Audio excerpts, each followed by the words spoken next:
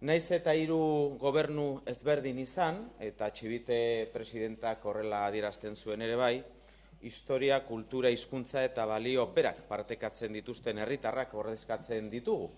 Eta beraz, gure bete beharra da Euroeskualdea bezalako ekimenak elkarlanean antolatzen jarraitzea, ze gure herritarrei zor diegu.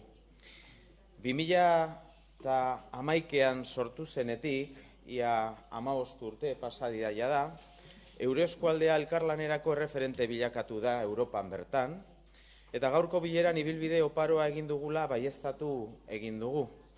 Horren erakusgarri da jardueren urteko txostena, 2024an gauzatutako ekimen eta proiektuen berri eman diguna, eta ni ez naiz sartuko detailetan, ze ezagunak dira, baina 2025era begira ere badauzkagu proiektu oso eraldatzaileak. Ezin dugu onartu Europatik deskonektatuta jarraitzea, abiadura handiko trenari dagokionean, gure etorkizuna jokoan dagoelako. Arku Atlantikoa osatzen dugu lurraldeok, ez gara indarrik gabeko periferia bat. Horregaitik beharrezkoa dugu aurrera pausoa eman eta dagokigun erantzunkizuna gure gain hartzea. Gobierno de Navarra. Nafarroako gobernua.